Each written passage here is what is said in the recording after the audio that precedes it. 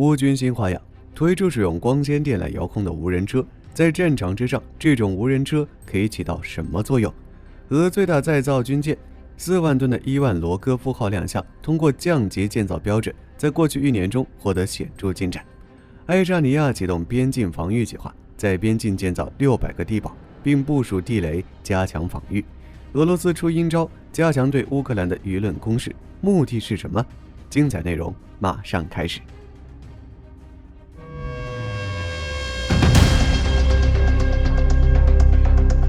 继光纤无人机之后，乌俄战场之上又出现了光纤无人车。乌军开始测试使用光纤电缆遥控无人车。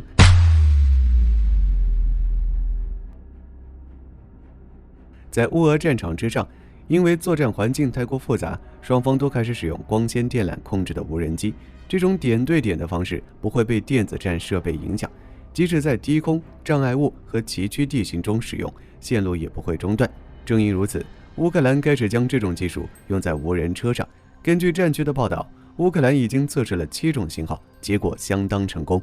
乌克兰目前已经服役的无人车都可以用于运输设备、物资、伤者和武器，也可以用于布雷任务。不过，根据乌克兰官员的说法，如果是光纤无人车的话，不会用于后勤，而是进行自杀式攻击和作战行动。因为不同的无人载具在同一条路上进行后勤任务，光纤电缆可能会互相缠绕。当然，这个问题无论是光纤无人机还是无人车都不可避免，但是在其优势面前，这些小问题完全可以忽略。不过需要注意的是，这些光纤无人车还无法在战场上使用，现在还没有部署。根据乌克兰国防部采购部主任卡涅夫斯基的说法，到2025年年底，乌军将接受15000辆无人地面载具。只是，虽然多种型号已经投入使用，但应用模式仍处于早期阶段。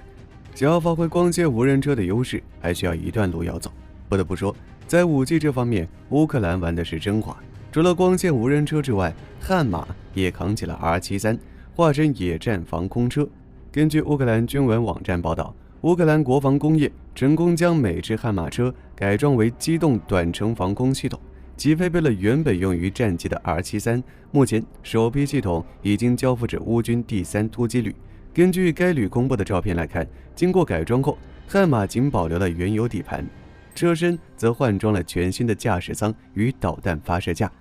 车顶甚至加装了电子作战系统，大概是用于反制俄军的 FPV 无人机。R73虽然比较老旧，但性能并不差，可以售后不管，自主追踪目标，不需要发射载具持续导引。这也就意味着，在发射导弹之后，悍马车可以快速转移阵地，战场生存性拉满。俄罗斯最大再造军舰伊万罗戈夫号获得新进展。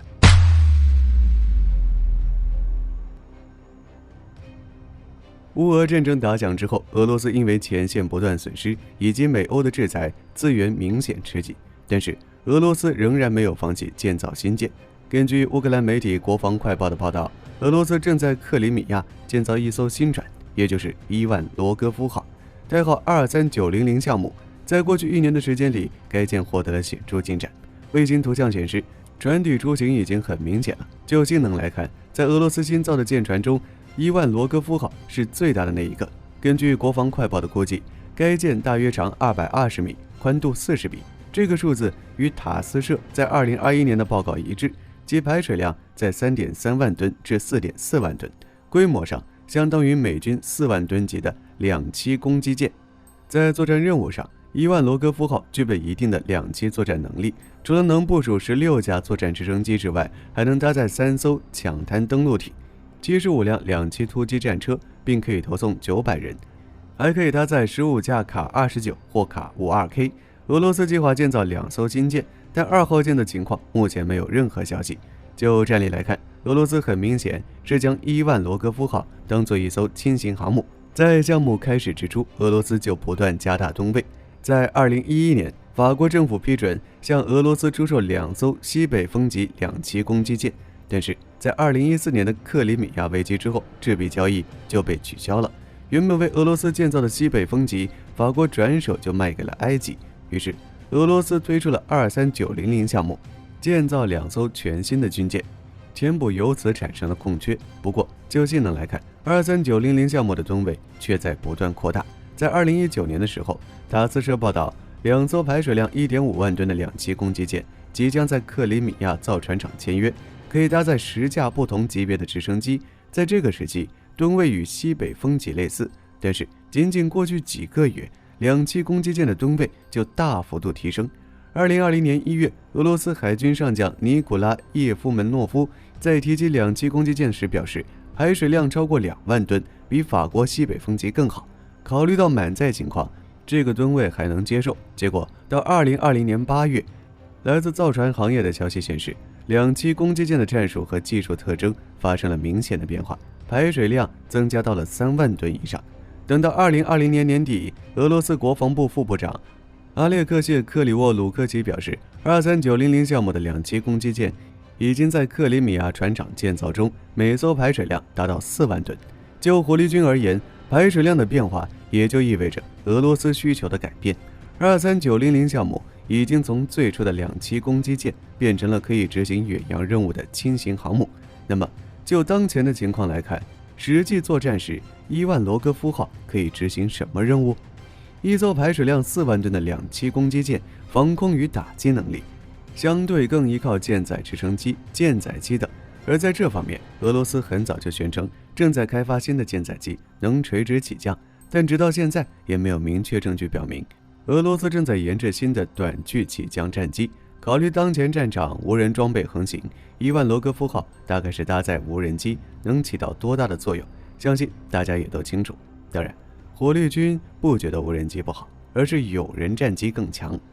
就火力军而言，伊万罗戈夫号想要执行远洋作战任务基本不太可能，只能在俄罗斯附近这一片执行两栖作战任务。只是就乌俄战场当前的情况来看，俄罗斯海军最活跃的反而是那些1000吨级的小型导弹艇。在黑海地区，如果俄罗斯海军派遣伊万罗戈夫号执行任务，那基本就是靶子。当然，如果在未来俄罗斯真的掏出来一款可以短距起降的舰载机，伊万罗戈夫号的重要性就会翻倍。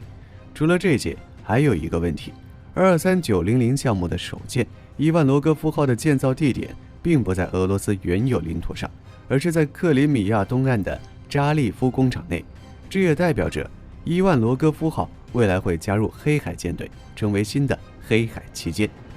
这就有一个问题，为什么过去一段时间乌克兰都没有选择打击该舰？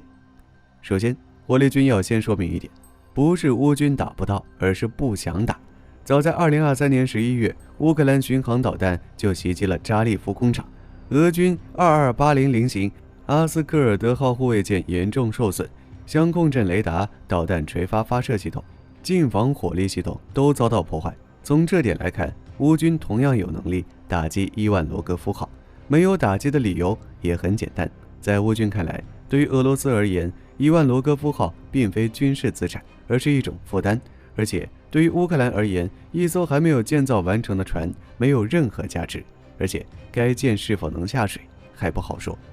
按照原计划，伊万罗戈夫号在2025年就要加入俄罗斯海军，不过就目前的情况来看，很明显是赶不上了，需要延长2-3年。如果美欧没有放开制裁，这个时间甚至会更长。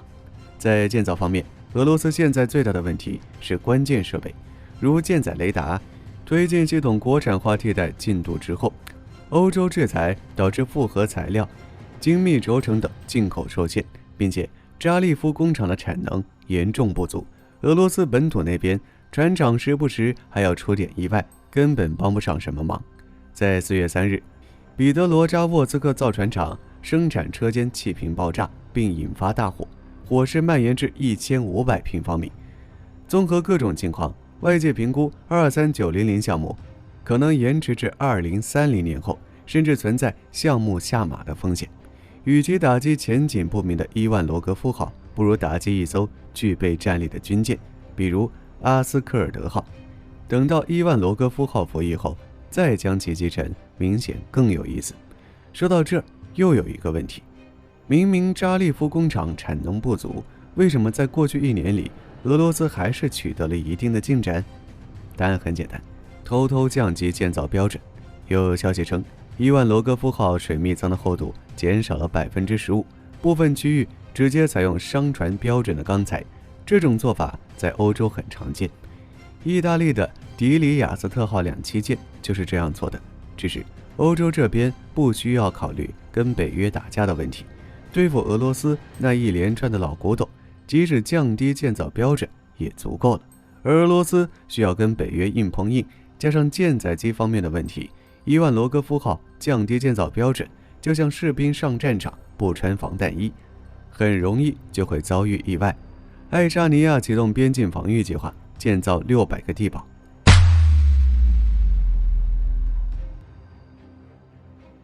由于俄罗斯的威胁，波罗的海3国都开始投入巨额资金扩充军备，并建造各类国防工程。根据爱沙尼亚国家广播电视门户网站报道，爱沙尼亚计划在2025年启动与俄罗斯边境的强化工程，并在秋季开始构筑防御工事网络。就目前的情况来看，爱沙尼亚与俄罗斯边境大部分位于楚德湖水域，主要防御设施将集中在南北两段陆地边界。北段首期将建造14座地堡，南段建设4座。整体规划中，边境线最终将部署600座地堡，每个地堡可以容纳10人，面积为30至35平方米，确保了在战斗条件下长时间保持阵地的可能性。从人数方面考虑，地堡的容量几乎要超过爱沙尼亚陆军的数量。考虑到俄罗斯进攻爱沙尼亚会触发北约第5条例，这些地堡也是为那些外国士兵准备的。在防御方面，地堡可以承受152毫米炮弹的打击。至于能否承受无人机的打击，爱沙尼亚没有进行过具体测试，但是炮弹测试已经可以证明地堡足以防御无人机。考虑到乌俄战场的情况，爱沙尼亚还计划为地堡安装特殊网来防止无人机。除了这些地堡，爱沙尼亚的防御工事还包括反坦克屏障和射击阵地。当然，火炮、机枪这些东西只会在危机期间安装。除了以上这些，防御工事也包括地雷。波罗的海3国波兰、芬兰已经退出禁止杀伤人员地雷公约，可以通过布设雷区强化对俄边境防御。乌俄战场之外，俄罗斯加强对乌克兰的舆论攻势。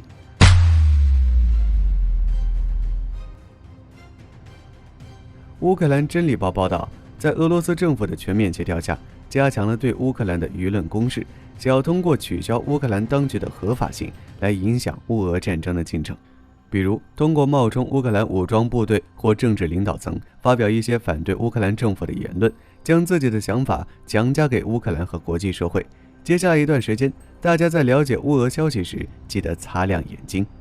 就火力军而言，在欧洲大力支持乌克兰的情况下，这些小伎俩并不能影响大局。乌军仍有一战之力，无论俄罗斯发表什么言论，乌克兰都不会承认。乌东4州与克里米亚属于俄罗斯，即使是和谈也是如此。美洲狮直升机退役后，英国给出了新方案，计划延寿梅林直升机。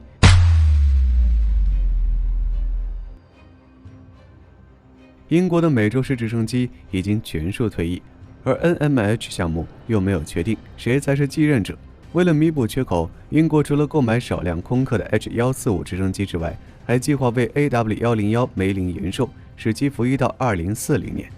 梅林直升机是英意2国合作研制，可以执行多种任务，比如派遣兵力至冲突地点、战场搜救、运输补给、反舰与反潜等。性能也很好，可以在极端天气下使用，也安装了雷达警告系统，可以有效预警到地面防空导弹的威胁。机身也配备基本防护装甲，可以抵御一般防空轻机枪的攻击。在执行运输任务时，其军用版本可以搭载30名坐姿战斗人员或45名站姿战斗人员，又或者16副担架。而美洲狮直升机的主要任务就是部队运输、后勤补给与伤员后送。就性能来看，梅林直升机的确可以执行美洲狮直升机的任务。梅林直升机的延寿计划其实早就有消息了。不过，按照英国的原计划，在2029年才会提交梅林直升机的寿命延长计划方案。只是由于美洲狮的退役，延寿方案的提交时间提前了2年。根据英国国防采购大臣玛利亚·伊格尔的说法，梅林延寿计划正在国防部进行标准流程，在2025年年底审查说明就会获得批准，并在2025-2026年投入资金。完整的方案则会在2027年年初提交。此外，那些退役的美洲狮直升机也已经有去处了。英国计划将8至10架美洲狮援助给乌克兰。在2024年年底，葡萄牙已经向乌克兰援助了8架美洲狮，无需担心驾驶的问题，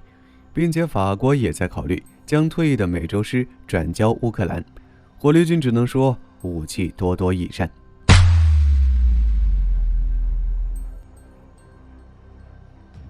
根据美国防务新闻报道，美国陆军导弹与太空项目执行官员在近期一次采访中透露，在陆军与海军联合开发的高超音速武器性能测试经过长期拖延之后，陆军计划在今年12月进行 LRHW 高超音速武器的测试。而在今年早些时候，陆军表示，驻扎在刘易斯麦科德联合基地的陆军第17野战炮兵旅、第3野战炮兵旅、第5营第1多域特遣队已经在2021年接受了 LRHW 除实弹以外的其他装备。按照计划，第1多域特遣队原本在2023年秋季首次部署 LRHW， 但由于几次测试失败，迫使陆军不断推迟部署计划。不过陆军表示，今年5月份第1多域特遣队将接收导弹，2025财年末正式部署。根据报道，美国陆军在去年5月成功进行了 LRHW 的端到端飞行测试，去年12月完成通用型高超音速滑翔体的另一次全面测试。莱多斯公司旗下的动力系统公司负责制造通用型高超音速滑翔体，该滑翔体将同时运用于陆军和海军。目前，洛克希德马丁公司正在生产第1枚导弹。值得注意的是，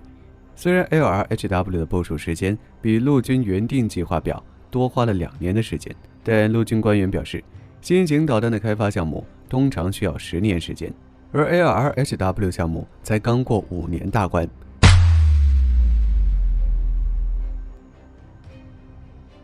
根据美国媒体报道，由于无人机已经成为现代战场的重要武器，美国海军陆战队正在寻求扩大 FPV 无人机的使用。3月31日，海军陆战队发表声明表示，将成立攻击无人机小组，以此来完成 FPV 无人机的全面部署。另外，声明还提到，单架无人机成本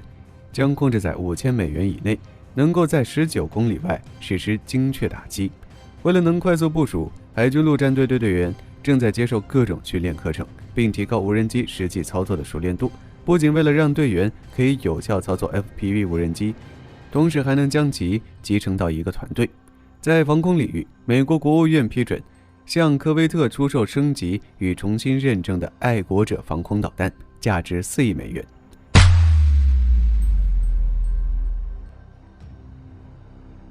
根据媒体报道，3月底，普京在摩尔曼斯克举行的第6届北极论坛上宣布，目前俄罗斯已经拥有全球最大规模的破冰船队。为了进一步巩固这一地位，决定启动先进破冰船，尤其是俄罗斯独有的核动力破冰船。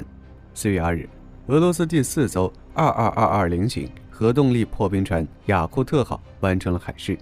并沿着北方海航道进发。值得注意的是，22220型核动力破冰船于2013年开始建造，计划建造7艘。首舰北极号于2020年加入海军，成为俄罗斯北极探索任务的旗舰。此后，俄罗斯又相继在2021年与2022年装备了西伯利亚号与乌拉尔号，另外还有2艘正在建造。根据报道，这些核动力破冰船是俄罗斯专为恶劣的北极环境设计，能够破开3米厚的冰层。独特的船体设计能够在极端寒冷和多冰环境下保持不错的机动性。在动力方面，俄罗斯为其配备了2座核反应堆，海上自持力可达数月。除了核动力破冰船，俄罗斯还保有一些常规破冰船，并正在建造4艘非核动力的23550型破冰巡逻舰。好了，这期视频到这就结束了。各位觉得俄罗斯的伊万罗戈夫号可以顺利服役吗？可以在视频下方留言，大家一起讨论。我是火力军，下期见。